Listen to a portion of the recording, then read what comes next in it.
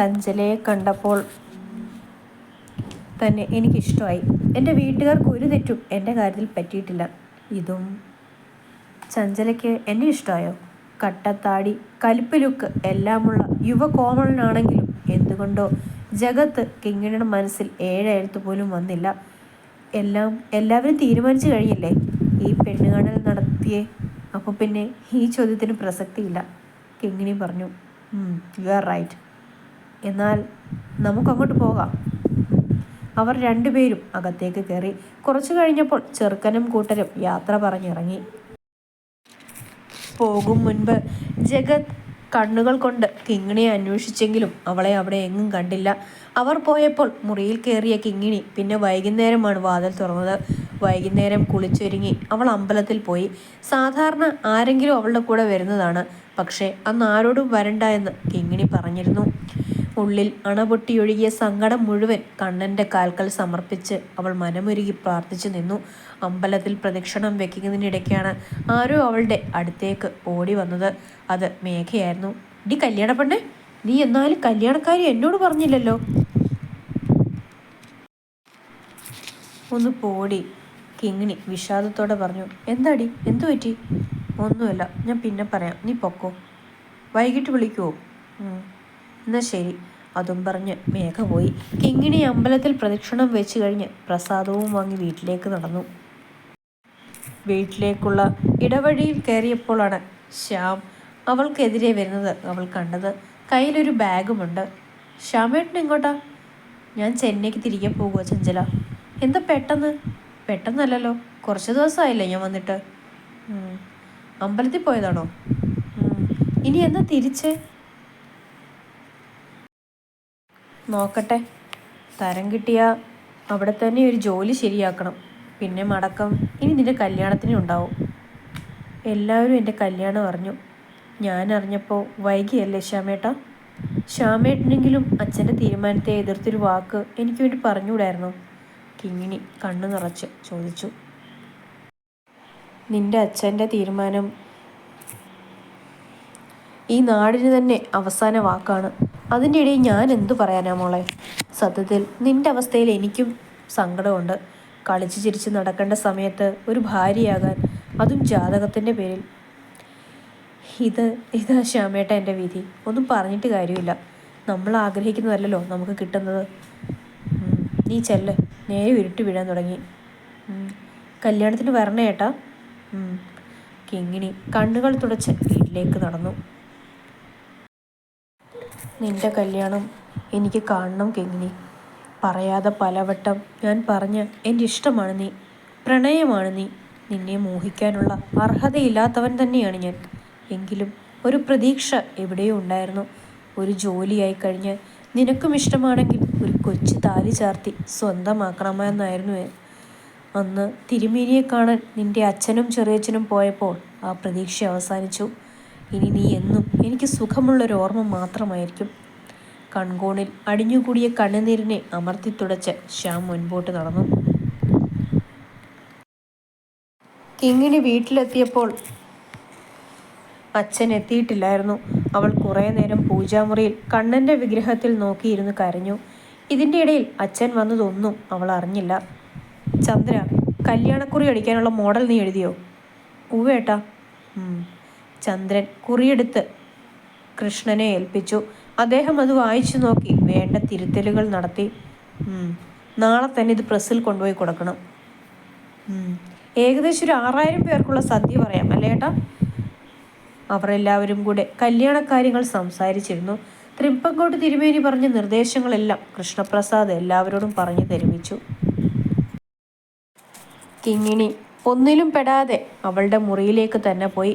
കുറച്ചു കഴിഞ്ഞ് മേഘ വിളിക്കുന്നു എന്ന് പറഞ്ഞ് ചെറിയമ്മ അവൾക്ക് ഫോൺ കൊണ്ടുപോയി കൊടുത്തു. ചെറിയമ്മ പോയതിനു ശേഷം മേഘയോട് കിങ്ങിണി ഉള്ളിലുണ്ടായിരുന്ന വിഷമങ്ങളെല്ലാം തുറന്നു പറഞ്ഞു. ഫോണിൽ കൂടെയുള്ള കിങ്ങിണിയുടെ കരച്ചിലടക്കാൻ മേഘ ശ്രമിച്ചു. പക്ഷേ അവൾക്കൊപ്പം മേഘയും കരഞ്ഞുപോയി. മേഘ ഫോൺ വിളിച്ചു വെച്ച പുറകെ ഫൈസൽ കിങ്ങിണിയെ വിളിച്ചു. ഹലോ കിങ്ങിണിക്കുട്ടിയെ, ഇജി എവിടുന്ന് പോയി കഴിഞ്ഞ് പിന്നെ ഒരു വിളിയും ഇല്ല, അന്വേഷണവും ഇല്ലല്ലോ, എന്തു പറ്റി? ഫാത്തിമ പോയപ്പോൾ എന്നെ മറന്നോ എൻ്റെ പുന്നാര പെങ്ങളൂട്ടി? ഫൈസൽ കുസൃതിയോടെ ചോദിച്ചു. ഞാൻ ഓർത്തില്ല ഇക്കാക്ക, സോറി.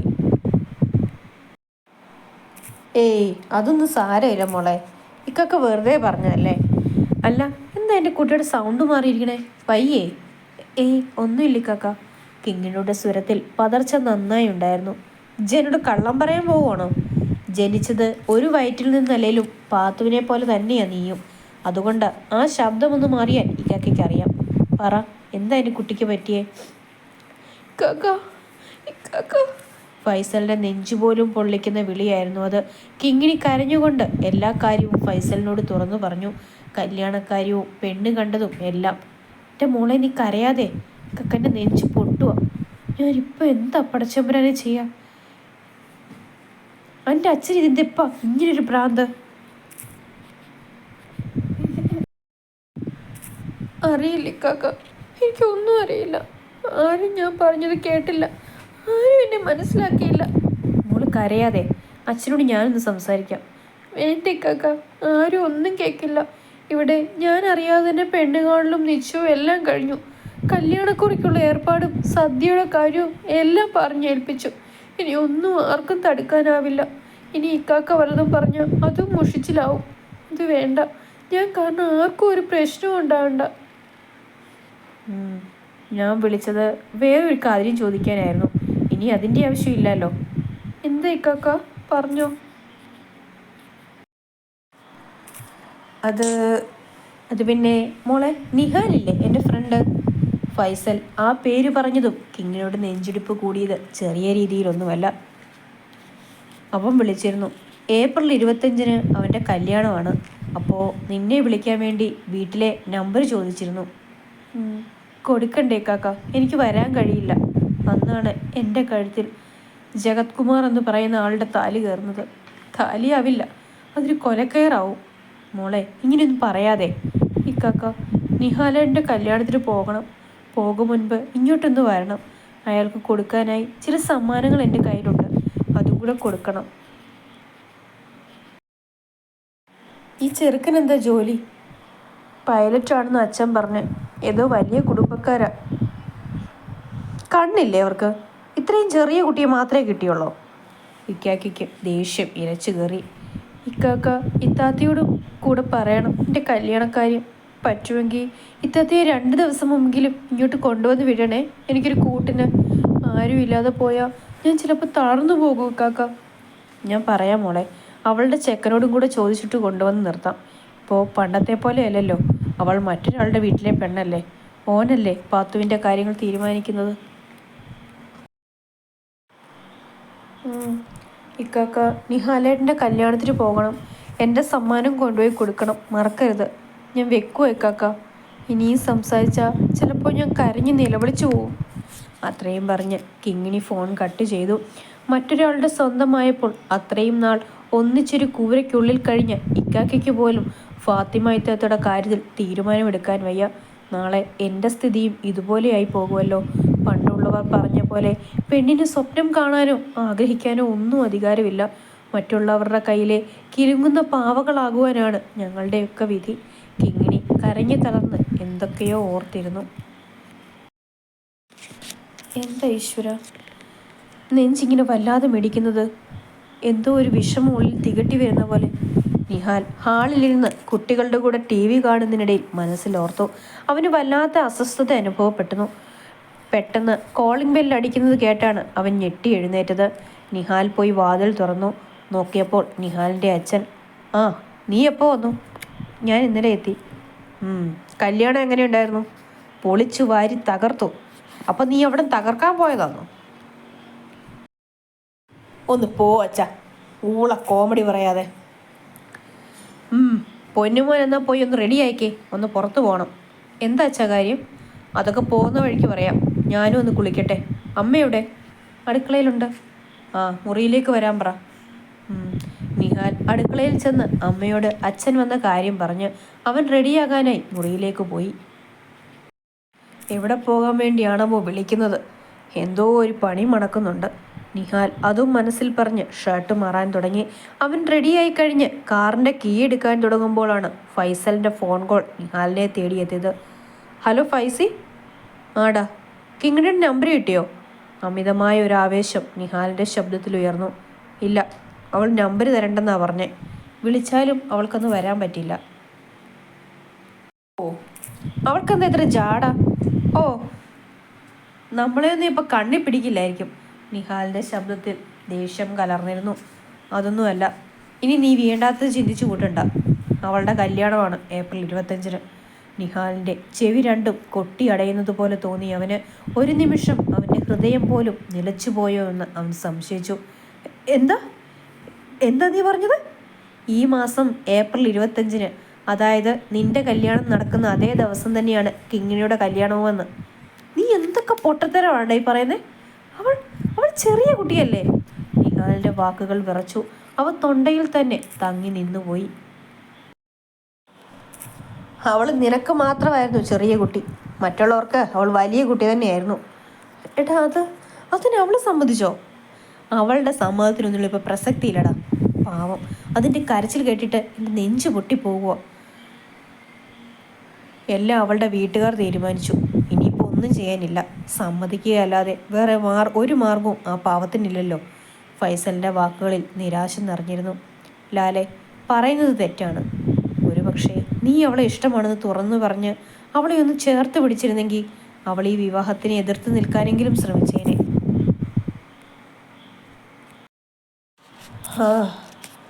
ഇനിയല്ല അവൾ പറഞ്ഞതുപോലെ അവളുടെ വിധി.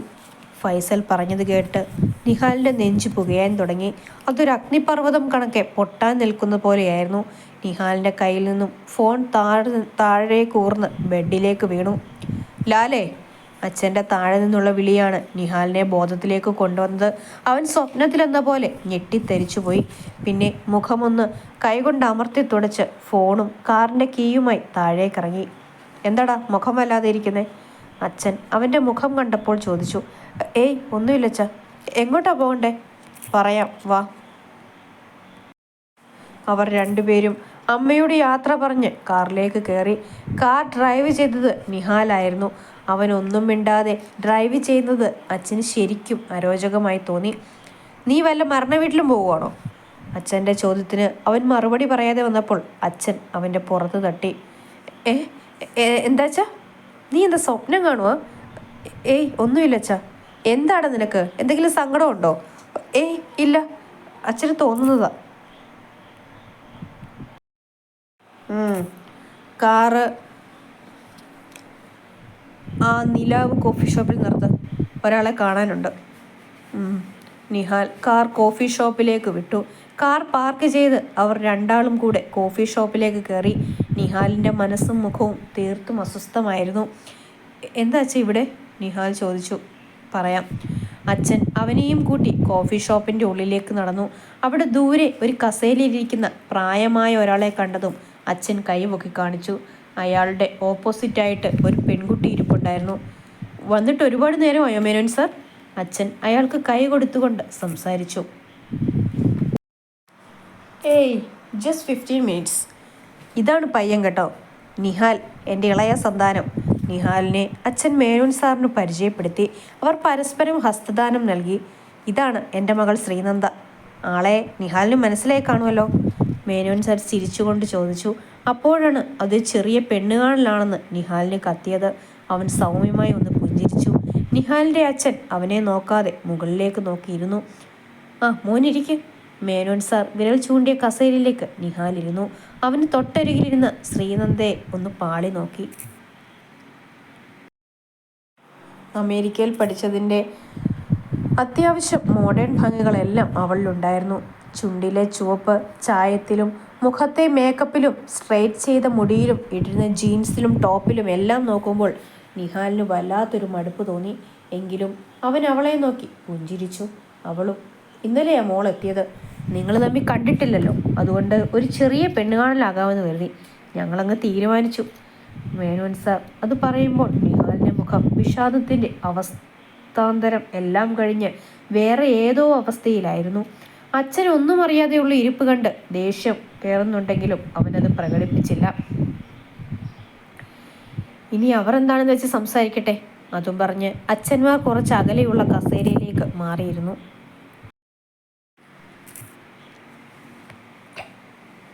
അവർ മാറിയിരുന്നപ്പോൾ നിഹാൽ ശ്രീനന്ദയുടെ ഓപ്പോസിറ്റുള്ള ചെയറിൽ പോയിരുന്നു. ഹായ്. ശ്രീനന്ദ ചെറിയൊരു ചമ്മലോടെ സംസാരത്തിന് തുടക്കമിട്ടു. ഹായ്. നിഹാൽ ഒന്ന് പുഞ്ചിരിക്കാൻ ശ്രമിച്ചു. നിഹാലിന് എന്നോട് എന്തെങ്കിലും ചോദിക്കാനുണ്ടോ? ചോദ്യവും പറച്ചിലും എല്ലാം വീട്ടുകാർ പറഞ്ഞു കഴിഞ്ഞതാണല്ലോ, അപ്പോൾ ബാക്കി കല്യാണം കഴിഞ്ഞിട്ട് അറിഞ്ഞോളാം. Okay then. നിഹാൽ, മാരേജ് കഴിയാലും നാട്ടിൽ നിൽക്കാൻ എനിക്ക് താല്പര്യമില്ല. എനിക്ക് അമേരിക്കയിൽ തന്നെ സെറ്റിലാക്കാനാണ് ഇഷ്ടം. പിന്നെ നാളെ ഒരു ലൈഫ് സ്റ്റാർട്ട് ചെയ്യുമ്പോൾ പറഞ്ഞില്ല എന്ന് പറയരുത്. ശ്രീനന്ദയുടെ സംസാരം കേട്ട് നിഹാലിന് പുച്ഛമാണ് തോന്നിയത്. കിങ്ങിണിക്ക് എൻ്റെയൊപ്പം ഈ ജീവിതകാലം മുഴുവനും ജീവിച്ചു തീർക്കാനായിരുന്നു ഇഷ്ടം. ഇവിടെ കെട്ടിയില്ല, അതിനു മുന്നേ പോകണമെന്ന് ഓർഡർ വന്നു കഴിഞ്ഞു. നിഹാൽ പുച്ഛത്തോടെ ഓർത്തു. ശ്രീനന്ദയ്ക്ക് എന്നെക്കുറിച്ച് എന്തെങ്കിലും അറിയാനുണ്ടോ? നത്തിങ്. അച്ഛനെല്ലാം പറഞ്ഞിട്ടുണ്ട്. Okay then. എങ്കിൽ നമുക്ക് മീറ്റിംഗ് വൈൻഡ് അപ്പ് ചെയ്താലോ? Okay then, let's move on. അവർ പരസ്പരം കൈകൊടുത്ത് എഴുന്നേറ്റു. ഇത്ര വേഗം നിങ്ങൾ സംസാരിച്ചു കഴിഞ്ഞോ? വർമ്മ സാർ ചോദിച്ചു. ഓ, ഇപ്പം എന്ത് സംസാരിക്കാനാണ് അങ്കിൾ? മാരേജ് കഴിഞ്ഞാലേ സംസാരിക്കേണ്ടതും അടുത്തറിയേണ്ടതും. ശ്രീനന്ദ തന്നെ മറുപടി പറഞ്ഞു. ആ, എങ്കിൽ പിന്നെ നമുക്കങ്ങ് പിരിയാൻ മേനൻ സാറേ. അപ്പോൾ ഇനി കല്യാണത്തിന് കാണാം. ആയിക്കോട്ടെ വർമ്മ സാറേ. അവർ പരസ്പരം യാത്ര പറഞ്ഞിറങ്ങി. നിഹാൽ കാറിൻ്റെ ഡോറ് വലിച്ചു തുറന്ന് അകത്തേക്ക് കയറി. അച്ഛനും വന്ന് കാറിൽ കയറി. അച്ഛനോട് ഞാൻ പറഞ്ഞതല്ലേ എനിക്ക് പെണ്ണ് കാണലൊന്നും വരാൻ പറ്റില്ലെന്ന്. എടാ, നിനക്ക് വേണ്ടായിരിക്കും, അവൾക്ക് നിന്നെ കാണണ്ടേ? എല്ലാവരും നിന്നെപ്പോലെയാവോ? കണ്ടാലും മതി സാധനം, നിഹാൽ മനസ്സിൽ പറഞ്ഞു. ദേ, ഇനി മേലിൽ എന്നെ ഈ വക പരിപാടിക്കൊന്നും വിളിക്കരുത്, പറഞ്ഞേക്കാം. അതും പറഞ്ഞ് നിഹാൽ കാറെടുത്തു. വീട്ടിലെത്തിയിട്ടും നിഹാലിൻ്റെ ഉള്ളിൽ കിടന്ന് നീറിപ്പുകയാൻ തുടങ്ങി. ഇതുവരെ ഇല്ലാത്തൊരു ഭയം അവനിൽ ഉരുണ്ടു കയറുന്നത് അവനറിഞ്ഞു. കിങ്ങിണി, അവളെ എന്തിനാ ആ വീട്ടുകാർ ഇത്ര വേഗം കല്യാണം കഴിപ്പിക്കുന്നത്? അവളുടെ സ്വപ്നങ്ങൾക്കും ഇഷ്ടങ്ങൾക്കും ഇനിയും ഒരുപാട് ആയുസ്സുണ്ട്. അവർ എന്തിനാണ് അത് നശിപ്പിക്കുന്നത്? ഒരു കൊച്ചു പെണ്ണല്ലേ അവൾ. അതുകൊണ്ടല്ലേ ഞാൻ പോലും അവളെ വേണ്ടിയിരുന്നില്ല. അവളെ കൂടെ കൂട്ടായിരുന്നു. ഫൈസി പറഞ്ഞതുപോലെ ഞാനൊരു വാക്ക് പറഞ്ഞിരുന്നെങ്കിൽ ചിലപ്പോൾ കിങ്ങിണി. നിഹാലിൻ്റെ ചിന്തകൾ കാട് കയറി ദൂരേക്ക് പോയി. പിടയുന്ന ഹൃദയവേദനയോടെ അവനും പൊള്ളുന്ന നെഞ്ചിടിപ്പോടെ കിങ്ങിണിയും പുതിയൊരു ജീവിതത്തിൻ്റെ നാൾ വഴികളിലേക്ക് യാത്ര തിരിച്ചു. അടുത്തത് എന്തെന്ന് പോലും നിശ്ചയമില്ലാതെ ദിവസങ്ങൾ ശരവേഗത്തിൽ ഓടിപ്പോയിക്കൊണ്ടിരുന്നു. കല്യാണത്തിൻ്റെ ഡേറ്റ് എടുക്കുന്തോറും നിഹാലിൻ്റെ ഉള്ളിൽ പെരുമ്പറ മുഴങ്ങിക്കൊണ്ടിരുന്നു. കിങ്ങിണിയുടെ മനസ്സ് നിലയില്ലാ കയത്തിൽ കിടന്ന് ഉഴലുവാൻ തുടങ്ങി. മനസ്സിലെ പ്രണയം മറച്ചുവെച്ച് സ്വപ്നങ്ങൾക്ക് ചിറകുകൾ നൽകാതെ എരിഞ്ഞടങ്ങാൻ വിധിക്കപ്പെട്ട രണ്ട് ജീവിതങ്ങൾ. വിവാഹത്തിൻ്റെ ഒരുക്കങ്ങളെല്ലാം ചിത്തിരപുരം വീട്ടിൽ തകൃതിയായി നടന്നു തുടങ്ങി. കല്യാണക്കുറിയുടെ മോഡൽ കൊടുത്ത് 2ാം ദിവസം തന്നെ കല്യാണം വിളിയും ആരംഭിച്ചു. ചന്ദ്രനും കൃഷ്ണപ്രസാദും ഓടി നടന്ന് എല്ലാവരെയും മകളുടെ കല്യാണം വിളിച്ചു. അവരെ രണ്ടാളെയും സഹായിക്കാൻ വെള്ളാരം കുന്നുകാരും എപ്പോഴും എന്തിനും കൂടെയുണ്ടായിരുന്നു. കല്യാണത്തിനുള്ള വസ്ത്രമെടുക്കാൻ കിങ്ങിണി പോയിരുന്നില്ല. അവൾ വരുന്നില്ല എന്ന് പറഞ്ഞ് ഒഴിഞ്ഞു മാറി. കാരണം അവളിൽ നിറഞ്ഞു നിന്നത് ഒരു കല്യാണപ്പെണ്ണിൻ്റെ സ്ഥിരം നാണവും ചിന്തകളുമായിരുന്നില്ല, മറിച്ച് ആകുലതകളായിരുന്നു. മറ്റൊരു വീട്ടിൽ പോയി എന്ത് ചെയ്യണം? ഭർത്താവിനെ എങ്ങനെ നോക്കണം? അവർ ഇനി തുറന്നു പഠിക്കാൻ സമ്മതിക്കുമോ? അങ്ങനെ പലതും അവളുടെ ചിന്തകളിൽ സ്ഥാനം പിടിക്കുമ്പോൾ കല്യാണം മുറ്റത്തെത്തി നിന്നു. നാളെ കഴിഞ്ഞാണ് കിങ്ങിണിക്കുട്ടിയുടെ മംഗല്യം. ചിത്തിരപുരം തറവാടിൻ്റെ മുറ്റത്ത് ഒരു 4 നിലപ്പന്തൽ ഉയർന്നുകൊണ്ടിരുന്നു. ബന്ധുക്കളും നാട്ടുകാരും കാലേക്കൂട്ടി എത്തിത്തുടങ്ങി. മുറിയുടെ ജനൽക്കമ്പുകളിൽ പിടിച്ച് കിങ്ങിണി പുറത്തേക്ക് നോക്കി നിർവികാരതയോടെ നിൽക്കുമ്പോഴാണ് ഒരു കാർ മുറ്റത്ത് വന്ന് നിൽക്കുന്നത് അവളുടെ ശ്രദ്ധയിൽപ്പെട്ടത്. അതിൽ നിന്നും ഇറങ്ങിയ ആളുകളെ കണ്ടതും കിങ്ങിണിയുടെ പുകയുന്ന നെഞ്ചിൽ അല്പം മഞ്ഞു വീണു. തണുത്ത ഒരു സുഖം അനുഭവപ്പെട്ടു. അവൾ അവിടെ നിന്നും ഇറങ്ങിയോടി താഴേക്ക്. കൊലുസിട്ട അവളുടെ കാലുകളുടെ താളം ചിത്തിരപുരം വീട് കുറച്ചു ദിവസങ്ങൾക്ക് ശേഷം കേൾക്കുകയായിരുന്നു. കിങ്ങിണി മുറ്റത്തേക്ക് ഓടിയിറങ്ങി. ഇത്താത്ത എന്ന് അലറി വിളിച്ച് കരഞ്ഞുകൊണ്ട് കിങ്ങിണി ഫാത്തിമയുടെ ചുമലിൽ പോയി വീണ് പൊട്ടിക്കരഞ്ഞു. മോളെ, എടാ എന്താടാ, കരയലടാ, പോട്ടെ പോട്ടെ, ഇത്താത്ത വന്നല്ലോ, എൻ്റെ മോള് കരയാതെ. ഫാത്തിമ അവളുടെ മുതുകിൽ തട്ടി സമാധാനിപ്പിക്കാൻ ശ്രമിച്ചു. കിങ്ങിണിക്കുട്ടി, ഫൈസലിൻ്റെ വിളി കേട്ട് കണ്ണുകൾ അടച്ചു വീതിമ്പിക്കൊണ്ട് ആ നെഞ്ചിലും അവൾ വീണ് കരഞ്ഞു. എൻ്റെ പടച്ചു തമ്പുരാനെ, അങ്ങ് കാണുന്നില്ല ഈ കണ്ണീർ? ഫൈസൽ അവളെ ചേർത്ത് പിടിച്ച് അകത്തേക്ക് നടന്നു. അപ്പോഴേക്കും കിങ്ങിണിയുടെ വീട്ടുകാർ വന്ന് അവരെ സ്വീകരിച്ചു. സൽക്കാരമെല്ലാം കഴിഞ്ഞതിന് ശേഷം അവർ മൂവരും കൂടെ കിങ്ങിണിയുടെ മുറിയിലേക്ക് പോയി. കാക്ക, ഉമ്മച്ചി എന്താ വരാത്തത്? ഉമ്മച്ചി ഒന്ന് വീണു മോളെ പറമ്പിൽ, കാലം നുളുക്കി. പറ്റിയ കല്യാണത്തിന് വരും. ഞാനെല്ലാം പറഞ്ഞ് ഏർപ്പാടാക്കിയാ വന്നത്. ഞാനെന്നാ ഇറങ്ങിക്കോട്ടെ. ഇക്കാക്ക എങ്ങോട്ടാ? എവിടെ പോവാ? കിങ്ങിണി ആദിയോട് ചോദിച്ചു. ഞാൻ കൊച്ചിക്ക് പോകുക മോളെ. നിഹാലിൻ്റെ കല്യാണമല്ലേ. മോളുടെ എല്ലാ കാര്യത്തിനും പാത്തും ഉണ്ടാവും. പിന്നെ എനിക്ക് കണ്ടോണ്ട് നിൽക്കാൻ വയ്യ. ഇക്കാക്കാൻ്റെ കുട്ടി നെഞ്ചുപൊട്ടി ഇവിടെ നിന്ന് ഇറങ്ങി പോകുന്നത് കാണാൻ. ഫൈസൽ ഇടറുന്ന ശബ്ദത്തോടെ പറഞ്ഞൊപ്പിച്ചു. നിഹാലേട്ടൻ്റെ കല്യാണവും നാളെ കഴിഞ്ഞാണല്ലേ? അതേ മോളെ. കിങ്ങിണി എഴുന്നേറ്റ് പോയി അലമാരയിൽ നിന്നും 2 വലിയ കവറെടുത്ത് ഫൈസലിൻ്റെ കയ്യിൽ കൊടുത്തു.